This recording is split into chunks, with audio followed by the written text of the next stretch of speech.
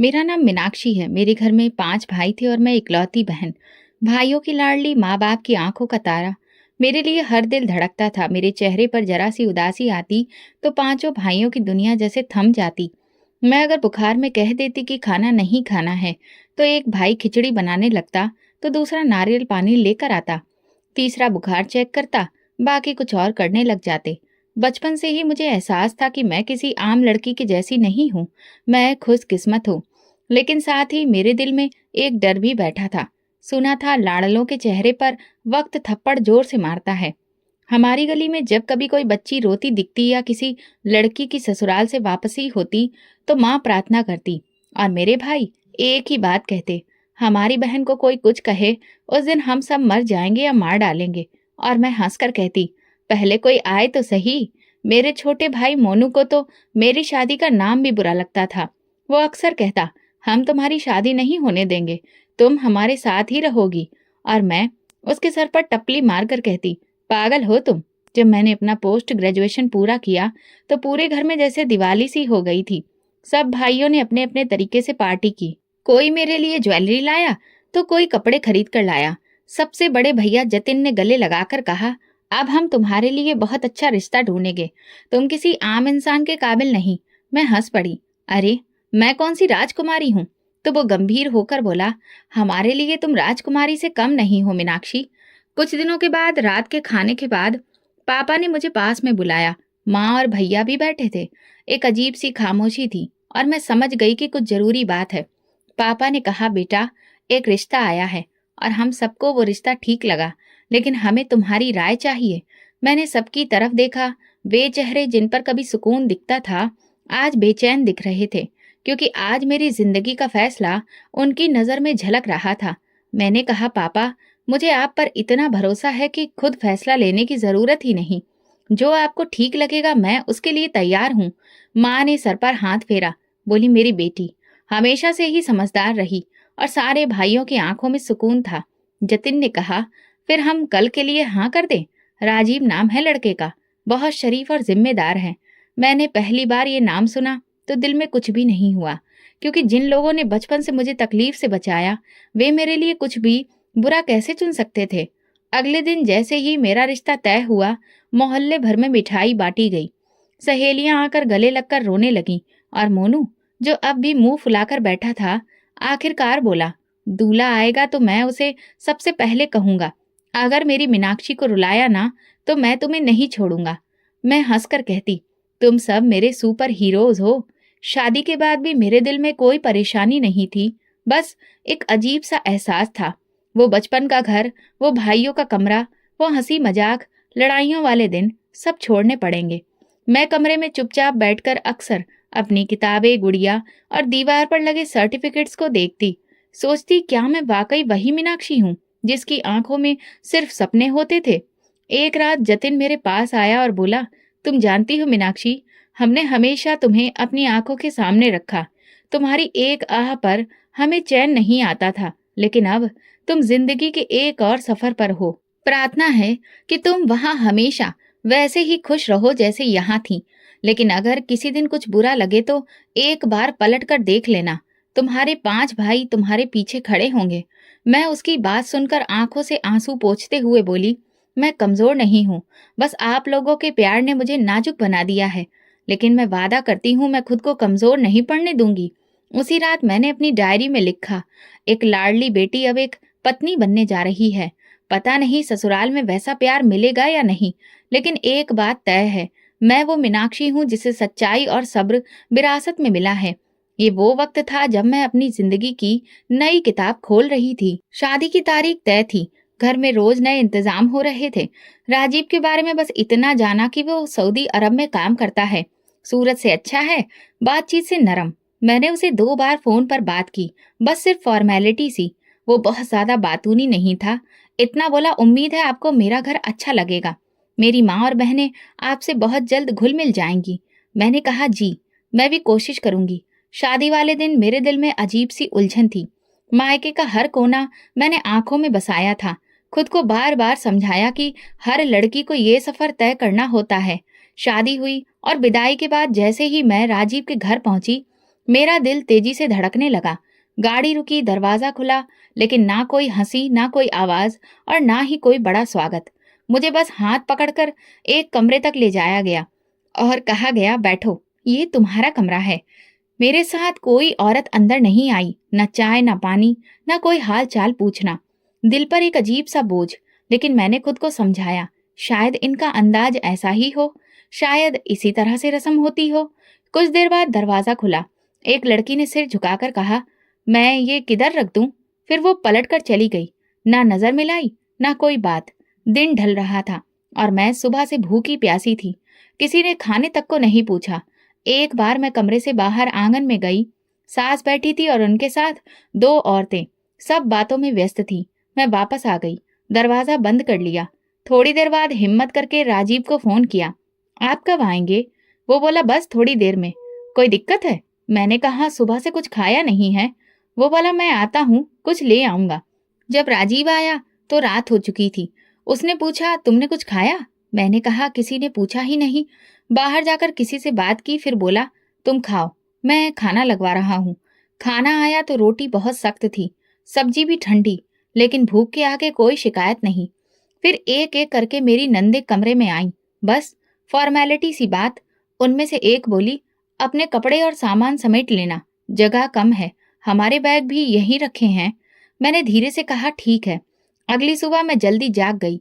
नहा धोकर पूजा पाठ करके जब बाहर आई तो किचन से आवाज आ रही थी। सास बोल रही थी, देखते हैं कि बहू आकर क्या करती है, या फिर बस मालकिन बनकर आई है।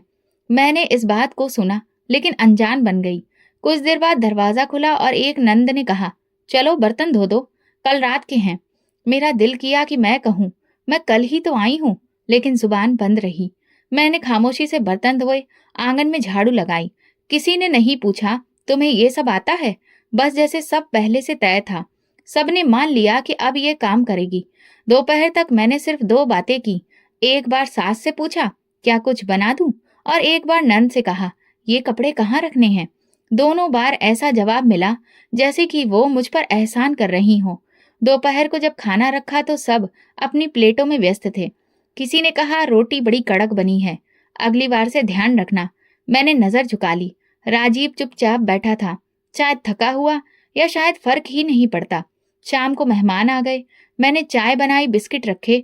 वापसी पर नंद ने धीरे से कहा, अगली बार कप उल्टे मत रखना, बुरा लगता है। मैंने गर्दन हिलाई। तब तक दिल थक चुका था। रात को कमरे में वापस आई तो राजीव बैठा था। उसने पूछा, कैसा लगा तुम्हें पहला दिन?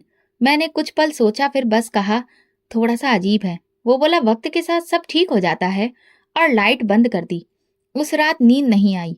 अजनबी कमरा, अजनबी लोग, और दिल में अजीब सी खामोशी। अगले दिन रिसेप्शन था। सुबह से ही घर में हलचल थी, लेकिन मेरे लिए वो वैसा दिन नहीं था जैसा किसी नई दुल्हन के लिए होना चाहिए। सब कुछ सिस्टम के हिसाब से हो रहा था, लेकिन किसी में भी कोई जोश नहीं था, न कोई खास खुशी। मेरी सास ने कमरे में बुलाया, बोली, देखो ये कपड़े पहन लेना, और तुम्हें पार्लर जाना है, वहां से मनोज चाचा तुम्हें ले जाएंगे। मैंने चुपचाप सिर हिलाया। उन्होंने एक खूबसूरत साड़ी बैग में रखी। तभी दरवाजा खुला और छोटी ननद अलका अंदर दाखिल हुई। उसने कमरे में कदम रखते ही कहा, अरे माँ, ये कपड़े बैग में क्यों रख रही हो? अब दूसरों की तरह इसे भी सर पर मत चढ़ा लेना, ये अपना काम खुद करे, यहाँ कोई महारानी नहीं है। मैं जहाँ बैठी थी वहीं पर शॉक्ड रह गई। पहली बार किसी ने मेरे बारे में इस लहजे में बात की थी। मेरी सास ने भी उसे नहीं रोका, ना समझाया, बस मुस्कुराई और बोली, ठीक कहती हो, हम ज्यादा ही नरमी दिखा रहे थे। उन्होंने मेरे हाथों में साड़ी पकड़ाई। मेरा दिल जैसे कहीं और जा चुका था। मैं कुछ लम्हों तक वहीं खड़ी रही, फिर धीरे से बोली, मैं खुद ले जाऊंगी बैग, आप परेशान मत हो। अलका ने तंजिया निगाह डाली और बाहर चली गई। उस वाक्य ने कुछ लम्हों के लिए मुझे थोड़ तोड़ सा दिया था, लेकिन फिर मैं खुद को संभाल पाई। ना राजीव से कुछ कहा, ना किसी और से। जब मैं तैयार होकर बाहर आई तो सब देख तो रहे थे, लेकिन उन नजरों में कुछ भी नहीं था। मेहमानों के सामने सब कुछ ठीक ही था। रिसेप्शन पर मायके वाले भी थे। मैंने पूरी कोशिश की कि किसी को भी मेरे चेहरे की उदासी न दिखे। रिसेप्शन खत्म हुआ तो सब अपने अपने कमरों में चले गए। मैं भी आकर बैठी तो राजीव मुस्कुराकर बोला, आज तुम अच्छी लग रही थी। मैंने ठंडी सांस भरी और सोचा, शुक्र है सब अच्छे से हो गया। वो बोला, परेशान लग रही हो? मैंने नजरें चुराई। नहीं, बस थोड़ी नींद कम आ रही है। कुछ दिन इसी तरह से गुजरे। घर में रोज कोई ना कोई बात सुनने को मिलती।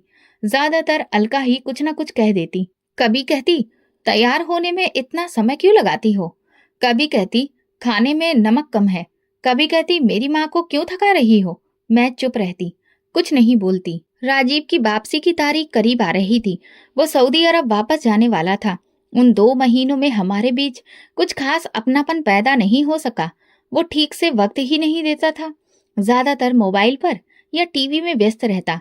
जब मैं कुछ पूछती तो कहता, काम के बारे में सोच रहा हूँ। एक दिन मैंने कहा, आप जा रहे हैं और मुझे लगता है कि मैं अभी भी यहाँ पर अजनबी हूँ। उसने ठंडा जवाब दिया, वक्त के साथ सब ठीक हो जाएगा।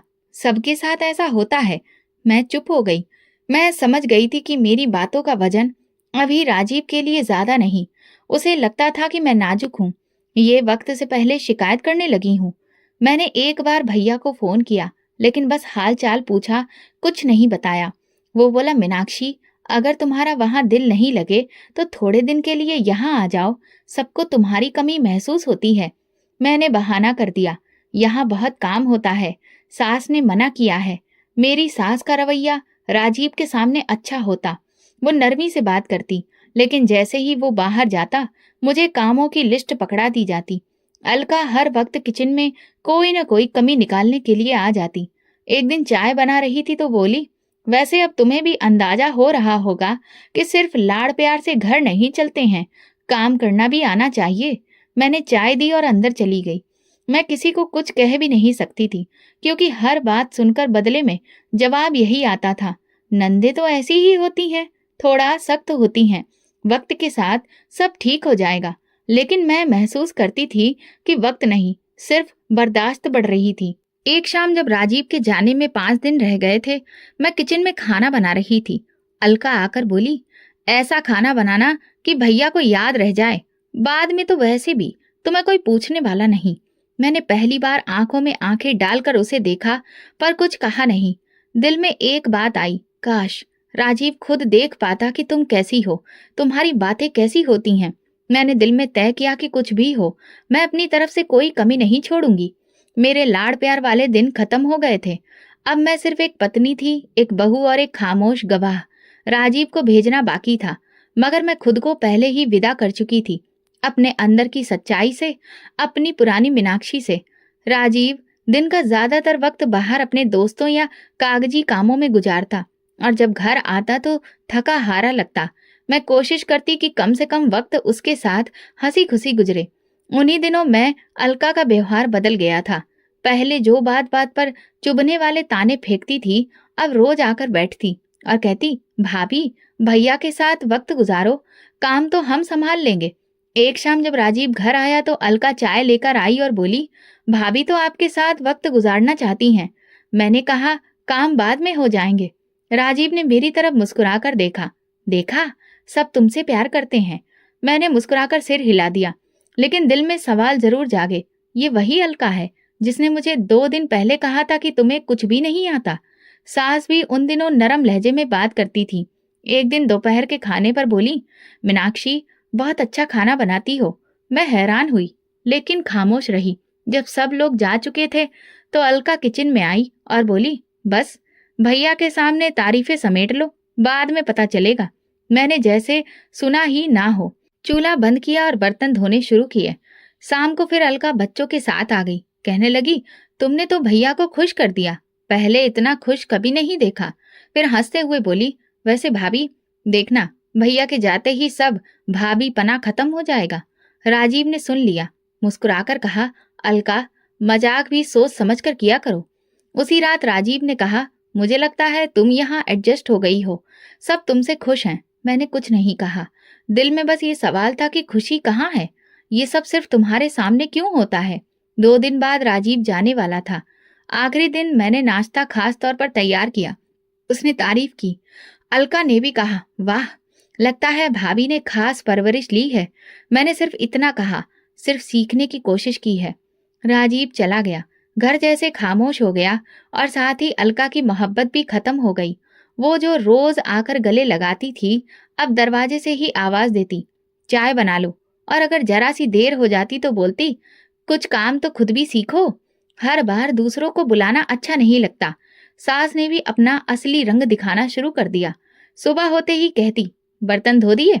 आज आंगन भी धोना है। दोपहर के लिए दाल के साथ चटनी भी बना लेना।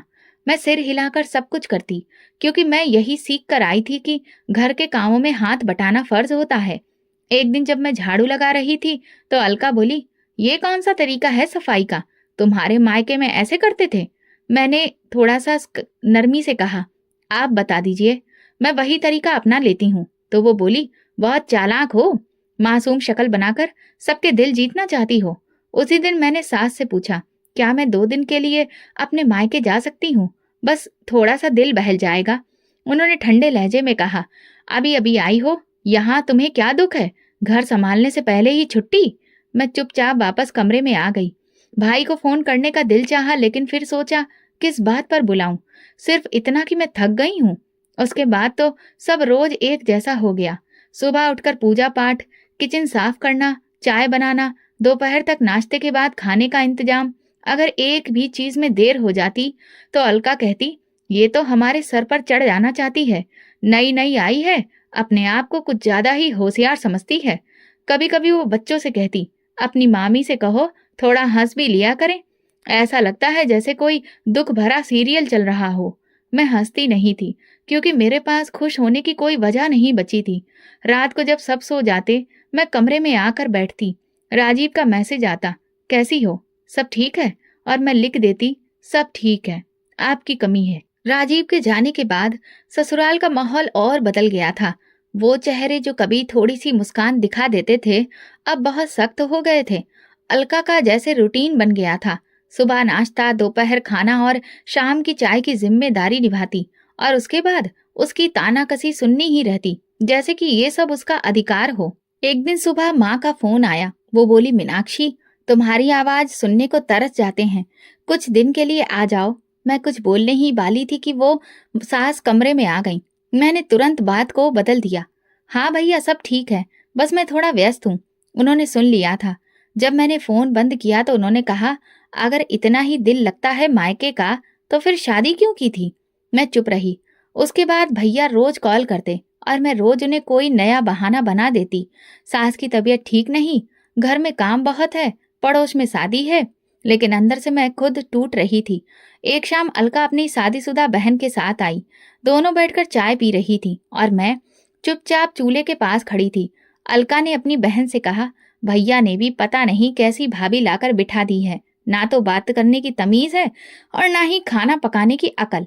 उसकी बहन ने हंसते हुए कहा, अरे आजकल तो ऐसी लड़कियां बस अपनी खोल में ही रहती हैं, सिर्फ शक्ल दिखाती हैं और बाकी काम तो सब भूल जाती हैं। मेरा दिल चाहा कि पलटकर जवाब दूं, पर खामोशी मेरी ढाल बन चुकी थी। रात को बर्तन धोते हुए उंगली पर कट लग गया। मैंने पानी बंद किया, लेकिन अलका आ गई और बोली, अब इस बात पर भी ड्रामा होगा? अब तुम्हें ये भी नहीं आता? किचन से निकलकर मैंने हाथ पर कपड़ा बांधा और कमरे में आ गई। अगली सुबह नाश्ते के बाद सास बोली, आज कपड़ों की धुलाई भी तुम ही करोगी, नौकरानी नहीं आएगी। मैंने बाल्टी तैयार की, साबुन डाला और काम में लग गई। अलका आई, छत पर खड़ी होकर नीचे देखती रही, फिर बोली, इतना वक्त लगाया है? शादी के बाद क्या पहली बार हाथ पानी में डाले हैं? शाम को भाई का फोन फिर आया। इस बार जतिन था। बोला, मीनाक्षी, अब की बार मैं आ रहा हूँ, तुम्हारी सास से बात करनी है, तुम्हें ले जाना है, 2 दिन के लिए ही सही। मेरा दिल धड़कने लगा। मैंने उसे रुकने के लिए कहा, अभी मत आओ, माँ जी शायद मना कर दें, बाद में देखते हैं। फोन बंद किया ही था कि सास कमरे में आ गई। कहने लगी, तुम्हारे भाई बहुत बेचैन रहते हैं, कोई जरूरत नहीं है बार बार आने की, उनसे कहो अब तुम्हारा नया घर यही है। एक दिन जब मैं कमरे में झाड़ू लगा रही थी, अलका दरवाजे के पास खड़े होकर बोली, मेरे भाई को बहुत ही भली बीवी चाहिए थी, तुमने तो खुद को न जाने कैसा पत्थर जैसा बना लिया है। कभी कभी ये सब भी बहुत खतरनाक साबित होता है। मैंने सिर्फ इतना कहा, खामोशी की अपनी ताकत होती है। वो हंसने लगी, ताकत? तुम्हें लगता है कि तुम यहाँ कुछ बदल लोगी? ये सब कुछ जैसा है वैसा ही रहेगा। मैं चुप रही। शायद ये मेरे सब्र का इम्तिहान था। एक दिन दोपहर का वक्त था। मैं आंगन में कपड़े धो रही थी। अलका बच्चों के साथ मोबाइल पर वीडियो देख रही थी। अचानक उसने ऊंची आवाज में कहा, अपनी मामी से कहो कि आपके हाथों की रोटियां पतली जरूर होती हैं, लेकिन उनमें स्वाद कहीं नहीं होता। कल वाली दादी के हाथ की रोटी कितनी मजेदार थी ना। ये कहकर वो खुद ही हंसने लगी, जिस पर बच्चों ने भी साथ में हंसना शुरू कर दिया। मैंने पानी का नल बंद किया, कपड़ों की टोकरी उठाई और चुपचाप अंदर आ गई।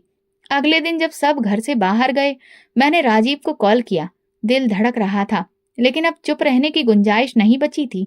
उसने फोन उठाया, मैंने हाल चाल पूछा। फिर उसने कहा, तुम कैसी हो? मैंने गहरी सांस ली। राजीव, आपसे कुछ बात करनी है। हाँ बोलो। सब ठीक है? नहीं, बस कुछ चीजें आपको बताना चाहती हूँ। अलका का व्यवहार बहुत बदल गया है। वो रोज बातों पर तानाकसी करती रहती है, कभी खाने पर, कभी काम पर। सामने कुछ और पीछे कुछ और। वो हर वक्त मुझे नीचा दिखाने की कोशिश करती है और माँ जी भी उसका साथ देती हैं। मैं कुछ नहीं कहती, लेकिन रोजाना ऐसे तानों से गुजरना मेरे लिए आसान नहीं होता। कुछ देर बाद उसकी आवाज आई, ठंडी और नपी तुली। देखो मीनाक्षी, अलका ऐसी नहीं है। मैं उसे बचपन से जानता हूँ। शायद तुम्हें कोई गलत बात लगी हो, या तुमने कुछ ज्यादा ही उसे गंभीरता से ले लिया हो। मेरा दिल जैसे रुक गया। मैंने कहा, आप समझने की कोशिश तो करिए। रोज की बातें मामूली नहीं होती। राजीव ने बात को मोड़ दिया। मेरा मतलब यह है कि घर के छोटे मोटे झगड़े हर जगह होते हैं, उन्हें दिल पर लेने की जरूरत नहीं है। तुम्हें एडजस्ट करना सीखना होगा। मेरे पास शब्द नहीं बचे थे। मैंने बस इतना कहा, ठीक है, और फोन बंद कर दिया। उस रात मैंने बहुत सोचा। मैंने पहली बार शिकायत की थी, वो भी दबे शब्दों में, और जवाब में मुझे ही बदलने की राय मिल चुकी थी। जैसे सब कुछ मेरी गलतफहमी, मेरी बर्दाश्त की कमी थी। अगले दिन मैंने नाश्ता बनाया, किचन साफ किया। अलका आई और मेरे चेहरे की तरफ देखकर बोली, आज चुप क्यों हो? भाई को कुछ कहा था क्या? मैं चौंक गई, लेकिन चेहरे पर कोई भाव नहीं आने दिया। नहीं, कुछ खास नहीं। वो पास आई और धीरे से बोली, वैसे तुमसे एक बात कहनी थी। भैया को हमारी छोटी छोटी बातें बताने की क्या जरूरत है? हम कोई जालिम थोड़ी हैं। मैं समझ गई थी कि राजीव ने उसे सब बता दिया है। मैंने बस इतना कहा, मैंने कुछ भी नहीं कहा, सिर्फ बात की थी उनसे। अलका ने तंज कसा और हंसते हंसते बोली, हाँ, हमें सब पता चल जाता है। तुम्हारी आंखें तुम्हारी जुबान से ज्यादा बोलती हैं। उसके बाद का वक्त और भी ज्यादा बोझिल हो गया। सास अब और ज्यादा सख्त हो गई थी। एक दिन बोली, जब पति साथ नहीं होते तभी बहुओं की असलियत पता चलती है। ये घर तभी चल सकता है जब तुम अपना दिल बड़ा करो। मैंने सिर झुका लिया और बर्तन धोना शुरू कर दिया। दिल के अंदर जैसे कुछ टूटने लगा। एक आवाज बार बार कह रही थी, तुमने कुछ गलत नहीं किया, तुमने सच्चाई बोली है। लेकिन सुनने वाला सुनना नहीं चाहता। रात को जब कमरे में आई तो आंखें बंद कर ली। ना तो भगवान से प्रार्थना की, ना शिकायत। बस अंदर एक गहरी खामोश चीख उठी। ऐसी चीख जो बाहर नहीं निकल सकती, जो आवाज नहीं बनती, सिर्फ सांसों में दबी रहती है। मैं आईने में खुद को देख रही थी। वो मीनाक्षी जो कभी भाइयों के साथ बैठकर हंसती थी, अब चुपचाप रोज अपनी इज्जत को धो लेती थी, जैसे बर्तन, कपड़े और आंगन।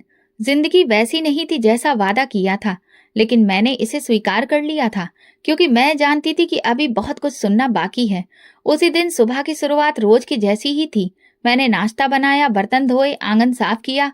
अलका अपने बच्चों को तैयार कर रही थी और सास आंगन में चारपाई पर बैठी कुछ सिलाई कर रही थी। मैं चाय के कपों में चीनी डाल रही थी कि अचानक अलका ने बुलंद आवाज में कहा, चाय बन गई या अभी भाई को भड़काने में लगी हुई हो? मेरे हाथ रुक गए। मैंने सिर उठाकर देखा, उसका चेहरा घमंड से भरा था। मैंने कहा, आपका मतलब क्या है? वो हंसने लगी। मतलब तो तुम्हें खूब पता है। तुम समझती हो भैया तुम्हारे कहने पर हमारे खिलाफ हो जाएगा। उसे मैं बचपन से जानती हूँ। वो किसी भी औरत के कहे में चलने वालों में से नहीं है। मैंने चाय ट्रे में रखी और कमरे की तरफ चली गई। मेरे पीछे उसकी आवाज अभी भी आ रही थी। ये तो बहुत ज्यादा चालाक निकली। शक्ल से तो भोली लगती है, लेकिन बातें तो देखो। भैया को इसकी बातों से संभालना पड़ेगा। कमरे में आकर मैंने दरवाजा बंद किया। मन में सिर्फ एक सवाल घूम रहा था, क्या राजीव ने उसे सब कुछ बता दिया? उसी रात जब सब सो चुके थे, मैंने एक बार फिर राजीव को मैसेज किया, क्या आपने मेरी बातें अलका को बताई थी? जवाब आया, मैंने सिर्फ समझाने के लिए बात की थी। मुझे लगा अलका संभल जाएगी। मैंने मोबाइल साइड पर रखा और पलंग पर लेट गई। दिल कह रहा था कि अब इस घर में किसी पर भी भरोसा नहीं किया जा सकता। जिस इंसान से हिम्मत करके दिल की बात की, वो भी वही बात वापस उन्हीं लोगों तक ले गया जिनसे शिकायत थी। अगले दिन अलका किचन में खड़ी थी और सब्जी में नमक डाल रही थी। वो चम्मच बजाते हुए बोली, तुम समझती हो कि तुमने बहुत बड़ा तीर मार लिया है। भाई को तो कह दिया, अब क्या होगा? तुम्हें लगता है तुम जीत गई हो? मैंने नरमी से कहा, मैंने कुछ भी जीतने की कोशिश नहीं की, बस सच्चाई बताई है। वो हंसकर बोली, सच्चाई? ये सच्चाई नहीं, साजिश है। और सुन लो, इस घर में अगर किसी ने पर निकालने की कोशिश की तो काट भी दिए जाते हैं।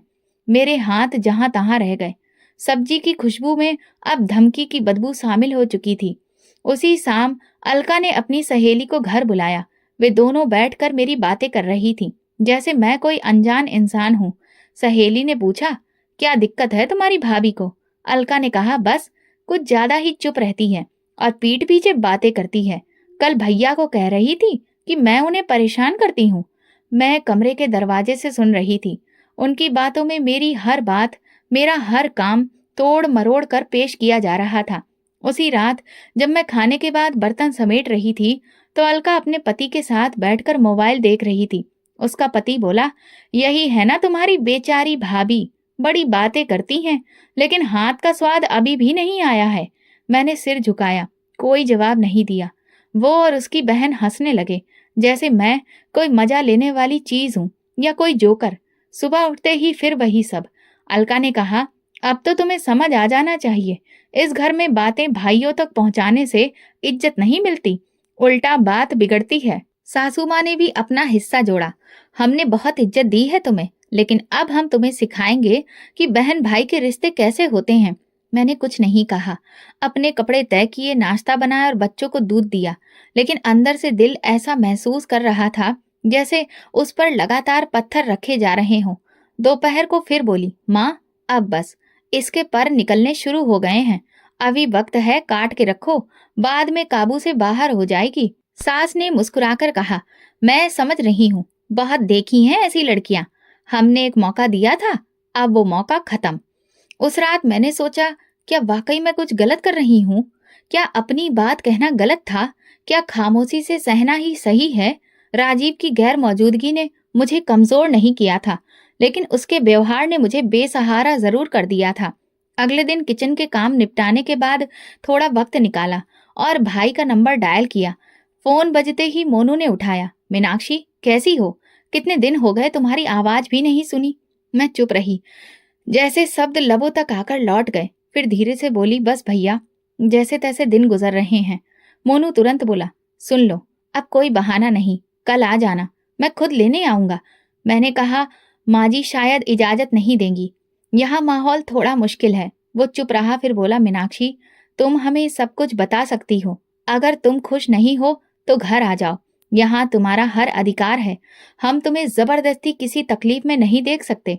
मैंने आंखों के कोने पोंछते हुए कहा, अभी वक्त नहीं है, मैं बात करूंगी, फिर देखते हैं। शाम को मौका देखकर मैंने सास से बात की, माँ जी भाई कह रहे थे कि 2 दिन के लिए आ जाओ, बस जरा सा दिल बहल जाएगा।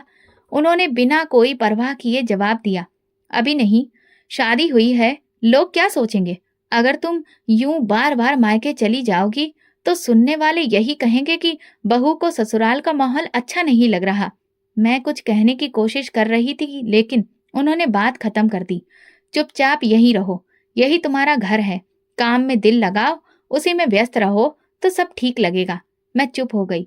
उसी रात भाई को झूठ बोल दिया, माँ जी ने मना नहीं किया है, बस यहाँ कुछ लोग आने वाले हैं, इसलिए रुक गई हूँ। जतिन चुप हो गया, शायद वो जान गया था कि बात कुछ और है। कमरे में वापस आई तो अलका अपने पति के साथ बैठी हंस रही थी। जैसे ही मैं अंदर दाखिल हुई, दोनों चुप हो गए।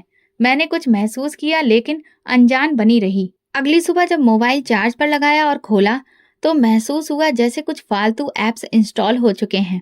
एक फाइल में मेरे पिछले दिनों की कॉल की ऑडियो रिकॉर्डिंग पड़ी थी। ये देखकर दिल दहल गया। उसमें वो कॉल्स भी थी जिसमें मैंने अपने भाइयों से बात की थी। मैंने तुरंत मोबाइल लेकर अलका के पति के पास गई और कहा, ये ऐप किसने इंस्टॉल किया? मेरे मोबाइल में ये सब कैसे आया? वो हंसते हुए बोला, बस यूं ही सिक्योरिटी के लिए। तुम्हारे भाई तुम्हें रोज फोन करते हैं, हमें भी तो पता होना चाहिए घर में क्या चल रहा है। मेरी आवाज बुलंद हो गई, ये मेरी प्राइवेसी के खिलाफ है। किसकी इजाजत से आपने ये सब किया?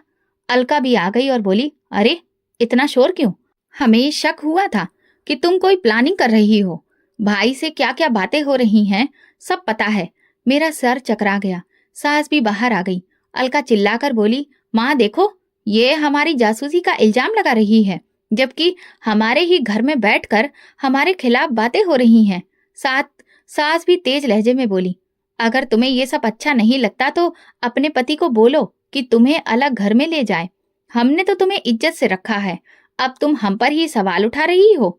मैं हाथ जोड़कर बोली, मैंने कुछ नहीं किया, बस भाई से दिल का हाल कहा, और वो भी आपके मना करने के बाद। मैं यहीं रुक गई। ये सब करना गलत है। मेरी पर्सनल बातें सुनी गई, वो भी बिना इजाजत। अलका का पति हंसा, तो क्या हुआ, अब तुम इस घर का हिस्सा हो, तुम्हारी बातें हमारी बातें हैं। मेरा सब्र जवाब दे गया। मैंने रोते हुए कहा, क्या मैं कोई कैदी हूँ? क्या यहाँ पर बहू की कोई इज्जत नहीं? सास गुस्से में बोली, बस करो, ये ड्रामा बंद करो। तुम्हारा असली चेहरा हमने देख लिया है, अब ये मासूम बनना छोड़ दो। मेरे आंसू रुक नहीं रहे थे। मैं पलटकर वापस कमरे में आई, दरवाजा बंद किया और पहली बार उनकी वैसी दबी आवाज में रोने लगी, दीवारों पर हाथ मारे बिना, जैसे मैं अपनी आवाज वापस मांग रही थी। अगले दिन मैं किचन में झाड़ू लगा रही थी। सास आंगन में चारपाई पर बैठी थी। मैं चुपचाप अपने काम में लगी थी कि अलका का बड़ा बेटा पिंटू मेरे पास आकर बोला, मामी मेरे लिए चाय बना दो, सर में दर्द है। मेरे हाथ में पोछा था, कपड़े गीले थे। मैंने पलटकर कहा, बेटा माँ या मौसी से कह दो, मैं अभी सफाई कर रही हूँ। वो तुरंत पलटा और सीधा अपनी माँ के पास जाकर कुछ कहा। अगले ही लम्हे अलका किचन में आई और उसका चेहरा गुस्से से लाल था। आते ही बोली, तुझे हर छोटे काम को करने में तकलीफ होती है, मेरे बच्चे को इनकार करती है। मैं सफाई देने की कोशिश करने लगी। मैं इनकार नहीं कर रही थी, मैं तो किचन में सफाई कर रही थी। वो तुरंत मेरे पास आई और मेरे बालों को जोर से पकड़कर खींचने लगी। मैं घबरा गई। उसकी पकड़ सख्त होती जा रही थी। मैं सिसकते हुए बोली, मुझे छोड़ दो। तो कहने लगी, अब तो जुबान भी चल रही है, तुम्हें लगता है कि तुम्हें कोई रोकने वाला नहीं। मैं चीख कर बोली, छोड़ो मुझे, लेकिन वो बाज नहीं आई। शोर सुनकर सास और बड़ी ननद भी आ गई। बड़ी नंद ने अलका का साथ देते हुए कहा, माँ ये औरत अब काबू से बाहर हो गई है, पति को भड़काती है, बच्चों से बदतमीजी करती है, ये सब बर्दाश्त नहीं होगा। सास ने आगे बढ़कर मेरी कलाई पकड़ी और सख्त लहजे में बोली, हमने तुम्हें इज्जत से रखा, तुमने हमें ही नीचा दिखाया, अब निकल जाओ हमारे घर से।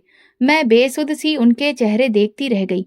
मैंने हाथ जोड़कर कहा, ऐसा मत करिए, मेरा पति बाहर है, मेरे भाई क्या सोचेंगे। बड़ी नंद ने दरवाजा खोला। अलका ने मेरा दुपट्टा घसीट कर उतारा और सास ने धक्का दिया। मैं संभल नहीं पाई और सीढ़ियों से लुढ़कती हुई दरवाजे के बाहर जा गिरी। मेरी आंखों के सामने अंधेरा छा गया। जमीन पर गिरते ही मेरी कोहनी से खून निकल आया। आंखें बंद होने को थी कि किसी ने मुझे सहारा दिया। एक जानी पहचानी आवाज आई, मीनाक्षी। मैंने हल्की आंखों से ऊपर देखा, सामने राजीव खड़ा था। उसके चेहरे पर हैरत, गुस्सा और उलझन एक साथ थे। मैं अचानक उसके सीने से लगकर रोने लगी। राजीव, मुझे निकाल दिया, मुझे धक्का दिया। राजीव ने मुझे पकड़कर रखा, फिर गुस्से से अंदर दाखिल हुआ। आंगन में कदम रखते ही उसने बुलंद आवाज में कहा, ये क्या हो रहा है? सब लोग चौंक गए। अलका की जुबान बंद हो गई। सास ने सफाई देने की कोशिश की, बेटा तुम गलत वक्त पर आए हो। ये औरत, ये तुम्हारी बीवी हमारे खिलाफ बातें करती है, बच्चों से बदतमीजी करती है, घर का माहौल खराब कर रही थी। राजीव की आंखें लाल हो गईं। आप लोगों ने धक्का देकर मेरी बीवी को निकाला, आप सबको शर्म आनी चाहिए। अलका हकलाते हुए बोली, भैया वो तुम्हें हमारे खिलाफ कर रही थी, हम तो बस। राजीव ने बात काट दी, चुप रहो अलका, तुमने मेरी गैर मौजूदगी में क्या किया मैं सब देख चुका हूँ। मेरी फ्लाइट कल की थी, लेकिन मैं 2 दिन पहले ही आ गया था। आज ऑफिस से सीधा आया तो बाहर मीनाक्षी को गिरा हुआ देखा। यही है तुम लोगों की इज्जत अपनी बहू के लिए? सास ने नरम लहजे में कहा, बेटा तुम्हें गलतफहमी हो गई है। राजीव ने तीखे लहजे में कहा, गलतफहमी मुझे नहीं, आप सबको हुई है। आप सब समझते रहे कि मैं कुछ नहीं जानता, लेकिन आज मैं सब समझ गया। उसने मेरी तरफ देखा, मेरी जख्मी कोहनी को पकड़ा और कहा, चलो मीनाक्षी। मैं चुपचाप उसके साथ चलने लगी। दरवाजे के पार जाते हुए पीछे मुड़कर देखा। जहां कभी मैं घर बसाने का सपना देखती थी, आज वहां सिर्फ बेइज्जती और तकलीफ ही बची हुई थी। राजीव ने मेरे लिए दरवाजा खोलकर मुझे बिठाया। गाड़ी स्टार्ट करते हुए वो बोला, अब मैं सब कुछ बदल दूंगा। जो गलतियां मैंने की हैं उनका मैं प्रायश्चित करूंगा, लेकिन तुम्हें अब किसी और के रहमो करम पर नहीं छोड़ूंगा। मेरे दिल से एक प्रार्थना निकली। शायद ये मेरी जिंदगी की सबसे सच्ची प्रार्थना थी। हे भगवान, अब अगर कुछ देना है तो बस सुकून देना। राजीव मुझे क्लिनिक लेकर गया और मेरी कोहनी पर मरहम पट्टी कराई। इसके बाद हम गाड़ी में आकर वापस बैठे और मैं अपनी ससुराल लौट आई। लेकिन इस बार माहौल बदला हुआ था। अंदर दाखिल होते ही राजीव की नजर अलका और बड़ी ननद पर पड़ी, जो आपस में कुछ कह रही थीं। राजीव की आवाज गूंजी, माँ कहाँ है? सास कमरे से बाहर आई। चेहरे पर वही मायूसी भरी मुस्कान थी जो अक्सर झूठ छुपाने के लिए आती है। बेटा तुम बैठो, मैं सब समझाती हूँ, राजीव ने सख्त लहजे में कहा। बैठने से पहले जवाब चाहिए। मेरी पत्नी को किस अधिकार से दरवाजे से धक्का दिया गया? उसका खून बह रहा था जब मैंने उसे उठाया। अलका आगे बढ़ी, भैया वो तुम्हें कुछ और बताएगी, लेकिन सच ये है कि राजीव ने हाथ उठाया। अब एक और शब्द नहीं, मैंने सब देख लिया है। तुम लोगों के चेहरे से पर्दा हट चुका है। सास ने तभी आवाज में कहा, तुम कब से इतने बड़े बड़े फैसले करने लगे? हमने तुम्हें पैदा किया है, पाला पोसा है, आज एक औरत के लिए अपनी माँ को इस तरह से सुना रहे हो? राजीव ने गहरी सांस ली और नरमी से बोले, मगर साफ अंदाज में, माँ अगर आप माँ हैं तो क्या इस घर में आई एक और बेटी की कोई इज्जत नहीं है? मैंने मीनाक्षी को सिर्फ सुना नहीं है, अपनी आंखों से देखा है। वो दरवाजे पर गिरी हुई थी। बड़ी नंद बोली, हमने तो बस इतना कहा था कि तुम्हारी पत्नी जुबान लड़ाती रही, वो तुम्हारे नाम पर हमें नीचा दिखा रही थी। राजीव बोला, कभी तुम लोगों ने सोचा कि वो दिन रात क्या करती थी, क्या सहती रही, और मैं हमेशा तुम लोगों की बात पर भरोसा करता रहा। मैं खामोश खड़ी रही। सच का बोझ आज राजीव पर उतरता हुआ देख रही थी। उसने मेरी तरफ देखा। मीनाक्षी, मैं शर्मिंदा हूँ। जिस वक्त तुम्हें मेरी सबसे ज्यादा जरूरत थी, मैंने तुम्हें अकेला छोड़ दिया। मैं सच्चाई पहचान नहीं पाया, सिर्फ रिश्ते निभाता रहा। मैंने सिर झुकाकर बस इतना कहा, मैंने आपसे इंसाफ की उम्मीद कभी नहीं छोड़ी थी, लेकिन ये वक्त बहुत मुश्किल था। राजीव ने कहा, अब ये वक्त बदलने वाला है। माँ, आपसे एक बात और करनी है, उसने दो टूक अंदाज में कहा। मैं मीनाक्षी को इस घर में अब और नहीं रख सकता, एक दिन के लिए भी नहीं। हम अलग रहेंगे, यही ठीक है। अलका ने तंजिया अंदाज में कहा, तो अब ये बहू जीत गई? राजीव ने नजर उठाई। ये जीत हार की बात नहीं है, ये इंसानियत की बात है। तुम लोग अगर इसे समझ नहीं सके तो कम से कम जुल्म का मौका तो ना देते। बड़ी नंद ने सास की तरफ देखा। माँ बोलो कुछ, ये तो सब बर्बाद करने जा रहा है। सास ने तीखे लहजे में कहा, जाने दो, वक्त खुद ही सिखाएगा। जिस दिन यही औरत तुम्हें छोड़कर चली गई, याद रखना हम ही तुम्हारे साथ होंगे। राजीव ने जवाब दिया, अगर वो दिन आया तो मैं खुद को कसूरवार कहूंगा, लेकिन आज मैं अपनी आंखों से देख चुका हूँ, इसलिए अब कोई भी रास्ता बाकी नहीं है। मेरे कदम कमजोर हो रहे थे। मैं खुद से पूछ रही थी, क्या सब कुछ खत्म हो गया? क्या ये सब अब सिर्फ मेरा अतीत बनकर रह जाएगा? राजीव ने सास की तरफ देखा। मैं कोई बहस नहीं चाहता। कल तक हम दूसरे घर में शिफ्ट हो जाएंगे। बाकी सब सामान का मैं इंतजाम कर लूंगा। हम वापस गाड़ी में बैठे। राजीव ने गाड़ी स्टार्ट करते हुए मुझसे कहा, मैंने तुम्हें तकलीफ दी और सच को देर से पहचाना, लेकिन वादा करता हूँ अब किसी और को तुम पर हाथ उठाने नहीं दूंगा। मैंने कहा, मुझे सिर्फ सुकून चाहिए। राजीव ने मेरी तरफ देखा और कहा, मैं पूरी कोशिश करूंगा। गाड़ी गली से निकली और वो दरवाजा पीछे रह गया जहां किसी ने कभी हमदर्दी से मेरा हाल तक नहीं पूछा। लेकिन आज वे सब हकीकत के सामने खड़े थे। घर बदले हुए 6 महीने हो चुके थे। नई जगह, नया माहौल और सबसे बढ़कर वो सुकून जिसकी तलाश में ना जाने कितनी रातें जागकर गुजारी थी, अब राजीव के साथ नसीब हुआ है। एक दिन सुबह नाश्ते के वक्त दरवाजे पर दस्तक हुई। मैंने दरवाजा खोला तो सामने पुराने मोहल्ले की एक औरत खड़ी थी जो सास के पड़ोस में रहती थी और अब यहाँ पर शिफ्ट हुई थी। उन्होंने कहा, सुना है आपकी नंद अलका का तलाक हो गया। पति बच्चों को भी साथ ले गया। अब अपनी माँ के साथ वापस आपके पुराने घर में ही आ गई है। मेरे हाथ से चाय का कप छूटते छूटते बचा। मैंने दरवाजा बंद किया और राजीव को सब बताया। वो बोला, मैंने सुना था, लेकिन तुम्हें नहीं बताया। सोचा तुम्हें बुरा लगेगा। मेरे दिल में ना तो कोई खुशी थी, न जीत का एहसास, बस एक भारी सांस आई। मैंने कहा, कभी किसी का बिछड़ना खुशी की बात नहीं होती राजीव। उसी दिन शाम को राजीव ने बताया कि सास ने उसे फोन किया था। उनका लहजा बदला हुआ था। कह रही थी कि अलका बहुत परेशान है, रो रही है। बोली मीनाक्षी से माफी मांगना चाहती है। उसने जो हमारे साथ किया उसकी सजा तो उसे भी मिल गई है। ये सुनकर मैं चुप रही, ना हाँ की ना की। अगले दिन जब हम सब्जी लेने बाजार गए तो वापसी पर राजीव ने गाड़ी पुरानी गली के सामने रोकी। बोला, अगर तुम चाहो तो माँ से मिल सकते हैं। मैंने कहा, ठीक है। दरवाजा खोला तो सामने अलका बैठी थी। उसकी बोलती बंद थी, आंखों में सूजन, बाल बिखरे। उसने नजरें उठाई और बोली, मैं हार गई मीनाक्षी, तुम जीत गई। मैंने कहा, मैं तुम्हारे साथ कोई मुकाबला नहीं कर रही थी अलका, मैं तो बस इज्जत से जीना चाहती थी। वो रोने लगी। सास जो अभी बीमारी की हालत में थी, दीवार का सहारा लेकर बैठ गई। बोली, हमने तुम्हारे साथ गलत किया बेटा, तुम्हारी माँ बनकर तुम्हें रुलाया, माफ कर दो हमें। मैंने कदम बढ़ाकर उनके हाथ थाम लिए। माँ जी, जो वक्त गुजर गया वो वापस नहीं आता, लेकिन अगर आप दिल से पछता रही हैं तो मैं सब कुछ भूलने को तैयार हूँ। अलका ने रोकर कहा, मेरे बच्चे, वे भी मुझसे छिन गए, सिर्फ इसलिए कि मैं अपने पति को खुश नहीं रख सकी, घर संभालना नहीं सीख पाई। आज तुम्हारी अहमियत समझ आ गई।